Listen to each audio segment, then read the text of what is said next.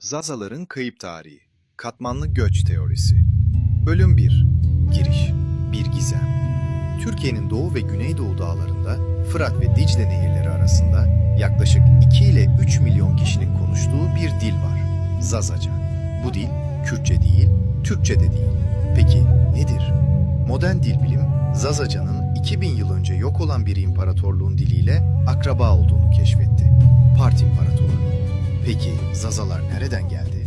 10. yüzyılda Hazar Denizi'nden mi göç ettiler, yoksa halihazırda burada mı yaşıyorlardı? Bugün size hiç anlatılmamış bir teori sunacağız. Katmanlı göç teorisi. Bu teori der ki, Zazaların tarihi tek bir göç dalgasıyla açıklanamaz. Onların tarihi 5 farklı katmanda 2500 yıl boyunca gerçekleşen bir süreçtir. Bölüm 2. Sıfır noktası. Medler ve Ahameniler. Hikayemiz M.Ö. 7. yüzyılda başlıyor. Med İmparatorluğu M.Ö. 678 ile 550, İran platosunun ilk büyük imparatorluğu. Başkenti Ekbatanı, modern Hemedan. Bugünkü İran'ın kuzeybatısında. Medler Asurları yıktı ve İran dünyasını birleştirdi. Ancak M.Ö. 550'de Pers kralı 2. Kiros Medleri yendi ve Ahamaniş İmparatorluğu kuruldu. 1. Darius döneminde M.Ö. 522 ile 486 imparatorluk Hindistan'dan Mısır'a uzanıyordu. Bu devasa imparatorluk 23 satraplığa, eyalete bölünmüştü. Bihstum kitabesinde Darius'un bastırdığı isyanlar arasında Zuzu olarak geçen bir halk var. Bazı araştırmacılar bu ismin bugünkü Zaza kelimesiyle ilişkili olabileceğini düşünüyor. Ama asıl hikaye Ahamenilerden sonra başlıyor. Bölüm 3. 1. Katman. Partlar dönemi. Milattan önce 247 ile milattan sonra 224. Milattan önce 247. Büyük İskender'in ölümünden sonra İran coğrafyası Helenistik Seleukosların elinde. Ama Kuzeydoğu'da Arşak adında bir lider ayaklanıyor.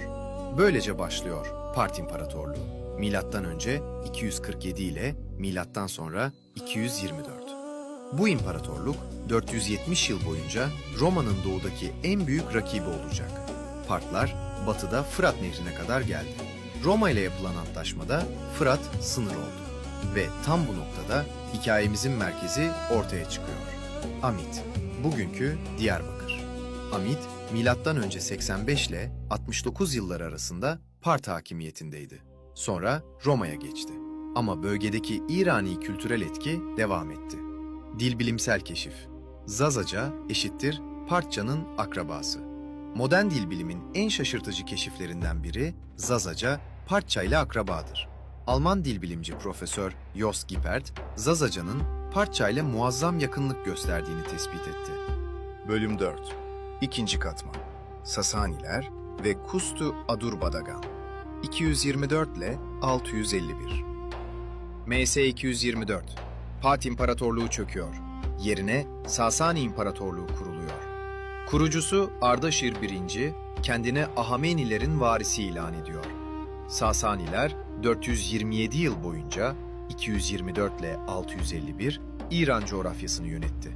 Bu dönem Zaza tarihi için kritik bir dönüm noktası. Khosrau I, Anushirvan'ın reformu. Kust sistemi. 531 yılında tahta çıkan Khosrau I, Anushirvan, Hüsrev-i Anuşirevan, tarihin en büyük reformcularından biri. İmparatorluğu 4 Kust'a, bölgeye böldü. Kust-i Kıvarasan, Doğu, Horasan, Kust-i Kıvarvaran, Batı, Kust-i Nemroz, Güney, Kust-i Adurbadagan, Kuzey, eğik çizgi, Kuzeybatı ok. Bu bizim hikayemiz. Kust-i Adurbadagan neydi? Bu kust şu bölgeleri kapsıyordu. Gilan, Hazar Denizi güney kıyısı, Deylem, Gilan'ın dağlık bölümü, Azerbaycan, ana eyalet, Arran, Kafkas Arnavutluğu. Her kust bir sepahbet, askeri komutan tarafından yönetiliyordu. Ve Adurbadagan sepahbedu en güçlü sepahbediydi. Diğer sepahbetler gümüş tahtlarda otururken yalnızca Adurbadagan sepahbedu altın tahtta oturma ayrıcalığına sahipti. Amit, Kustu Adurbadagan koridoru. Şimdi kritik soruya geliyoruz.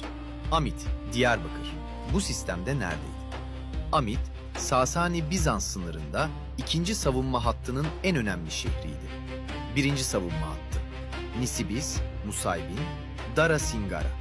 İkinci savunma hattı: Amida, Diyarbakır. En önemli şehir, 359 yılında 2. Şapur, Amid'i 73 gün kuşattı ve aldı. 503 yılında 1. Kavat yine kuşattı ve ele geçirdi. Bu sürekli mücadele, Kusti Adurbadagan'la Amid arasında yoğun bir askeri idari bağlantı yarattı. Ve burada devreye Deylemliler giriyor. Deylemliler, Sasani ordusundaki dağlı savaşçılar. Anlatıcı: Deylemliler, Hazar Denizi'nin güneyindeki Elburz dağlarında yaşayan savaşçı bir halktı. Sasaniler onları tam olarak kontrol edemedi ama ordularında paralı askerler olarak kullandı. 636 yılında Sasani ordusunun İslam ordusuyla yaptığı Kadisiye Muharebesi'nde Sasani saflarında 4000 Deylemli asker vardı. Sasaniler, Deylemlileri Yemen seferlerine, Gürcistan seferlerine ve en önemlisi Bizans sınırına gönderdi. Bu ne anlama geliyordu?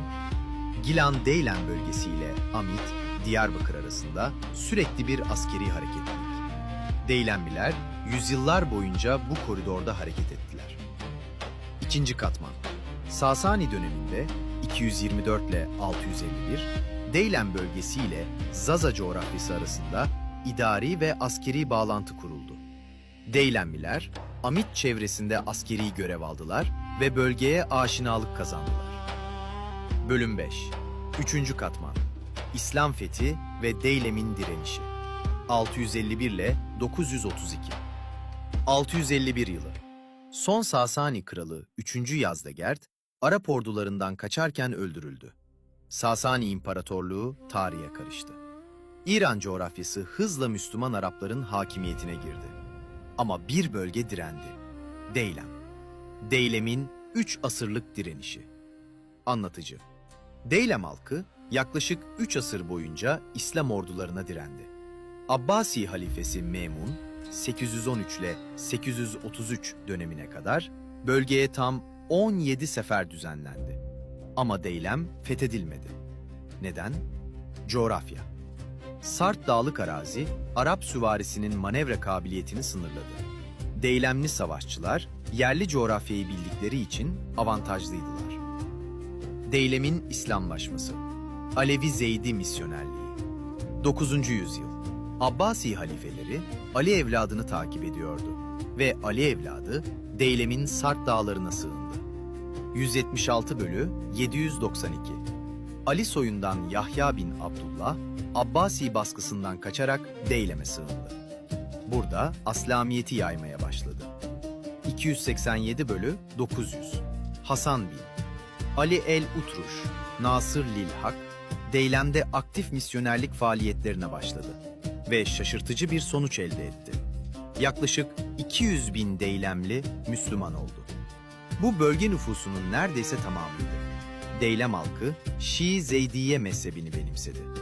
Bu onların Abbasi Sünni halifelerine karşı muhalif bir konumda yer alması anlamına geliyordu. Diyarbakır eyaleti, Arap yerleşimi. Anlatıcı: Aynı dönemde Amit, Diyarbakır ve çevresinde bambaşka bir süreç yaşanıyordu. 639 yılında Hazreti Ömer döneminde İslam ordusu Amid'i fethetti. Arabistan'dan Bekr kabilesi bölgeye yerleşti. Bu nedenle şehir Diyaru Bekr, Bekr kabilesinin yurdu olarak anıldı. Bölge 3 alt bölgeye ayrıldı: Diyar Mudar, Diyar Rebiya, Diyarbekir. Amit burada. 3. katman: İslam fethi sonrası.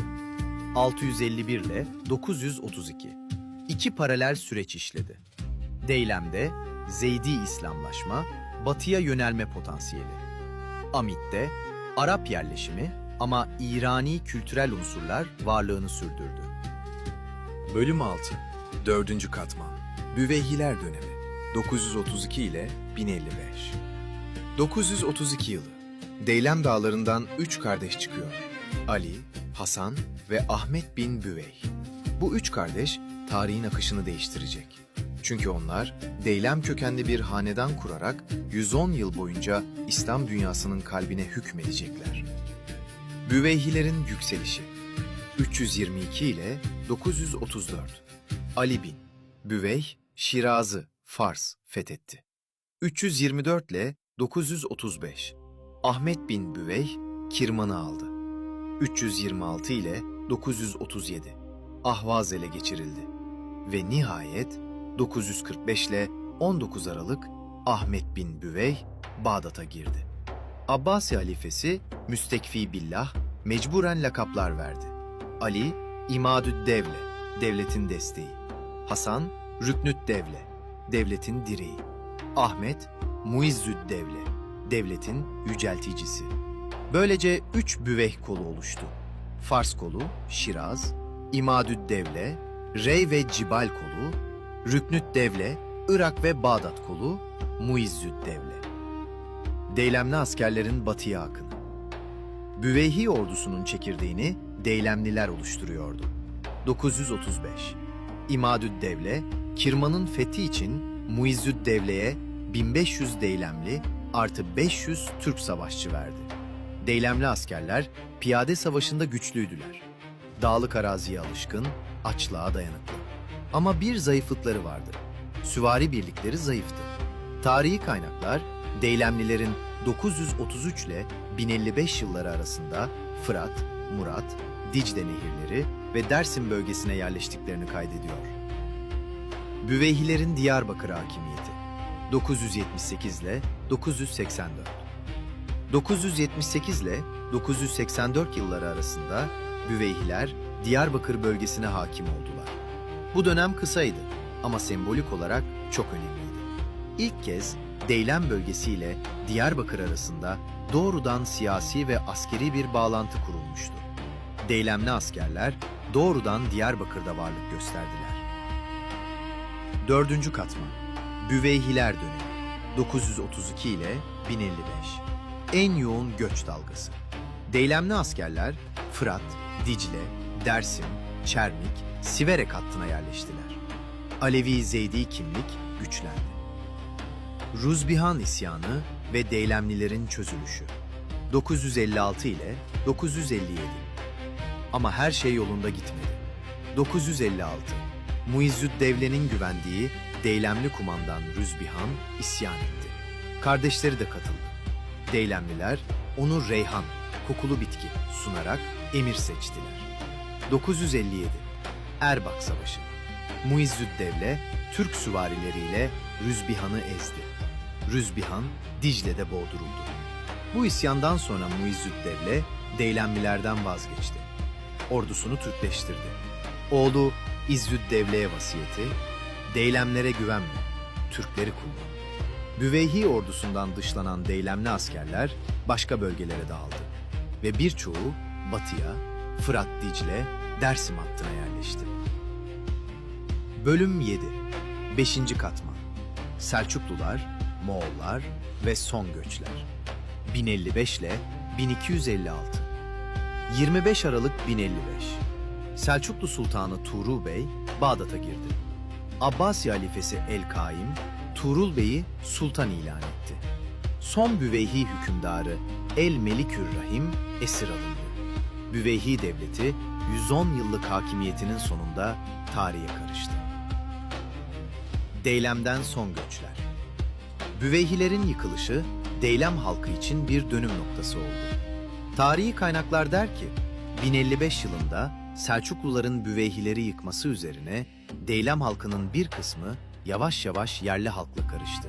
Önemli bir kısmı ise batıya göç ederek Dersim, Fırat ve Dicle yörelerine yerleşti. Alamut'un düşüşü ve Moğol istilası 1256.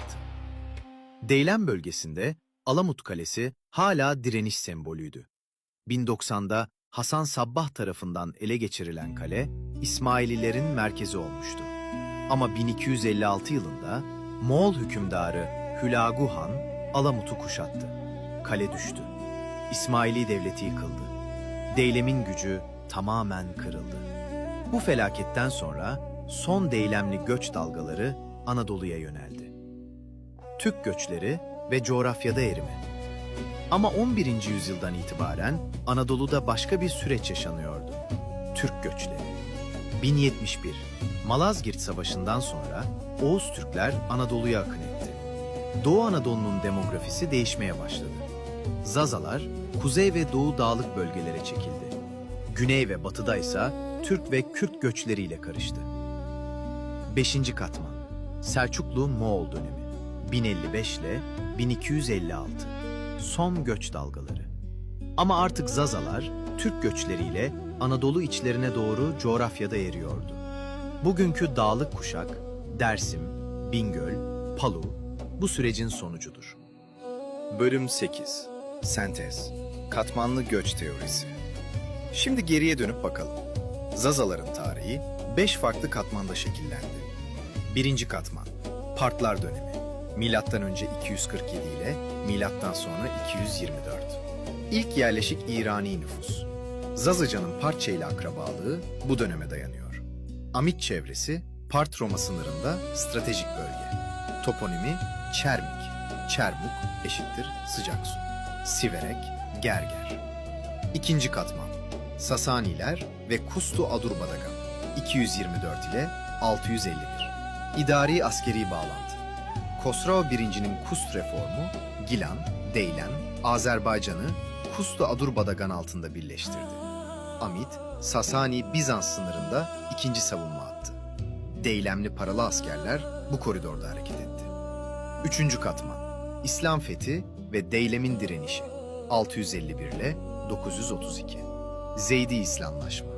Deylem 3 asır direndi. Sonra Alevi Zeydi İslam'ı kabul etti. Amit'te Diyarbakır eyaleti kuruldu ama İrani unsurlar varlığını sürdürdü. 4. katman Büveyhiler dönemi 932 ile 1055. En yoğun göç dalgası. Deylemli askerler Fırat, Dicle, Dersim hattına yerleşti. Büveyhilerin Diyarbakır hakimiyeti 978 ile 984 doğrudan bağlantı kurdu. 5. katman Selçuklular, Moğollar 1055 ile 1256. Son göçler ve Türklerle karışım. Büveyhilerin yıkılışı ve Alamut'un düşüşü son göçleri tetikledi. Türk göçleriyle Zazalar dağlık kuşağa çekildi. Katmanlı göç teorisi. 5 katman, 2500 yıl, tek bir halk. Bölüm 9. Sonuç ve açık sorular. Peki bu teori doğru mu? Henüz bilmiyoruz. Bu bir hipotez. Test edilmesi gereken bir model. Destekleyen kanıtlar. Dil bilimi. Zazaki Partça akrabalığı. Gipert, Pol, Kor. Coğrafya. Kustu Adurbadagan, Amit koridoru. Toponimi, İrani yer adları. Çermik, Siverek, Gerger. Tarih. Deylemli askerlerin Büveyhiler döneminde batıya hareketi. Eksik kanıtlar. Arkeoloji. Part ve Sasani döneminde Zaza bölgesinde İrani yerleşime dair doğrudan kanıt sınırlı. Genetik. Zaza-Deylem nüfusu arasında genetik bağlantı henüz test edilmedi. Epigrafi. Yazıt ve belgeler yetersiz. Şimdi yapılması gerekenler. Zaza bölgesinde arkeolojik kazılar. Genetik araştırmalar. Y-DNA, mtDNA, Osmanlı ve İrani arşivlerinin sistematik taranması. Dilbilimsel alan çalışmaları. Lehçeler, ağızlar. Zazaların tarihi henüz tam olarak yazılmadı. Ama katmanlı göç teorisi yeni bir yol gösteriyor. Zazalar ne tamamen yerli ne de tamamen göçmen. Onlar 2500 yıl boyunca katmanlar halinde şekillenen, Part'tan Sasani'ye, Deylem'den Büveyhilere uzanan uzun bir sürecin ürünü. Ve bu hikaye hala devam ediyor. Bu belgesel, katmanlı göç teorisini ilk kez kapsamlı olarak sunmaktadır. Teorinin bilimsel test edilmesi, interdisipliner araştırmalar gerektirir. Araştırma Zaza Eko 2026. Son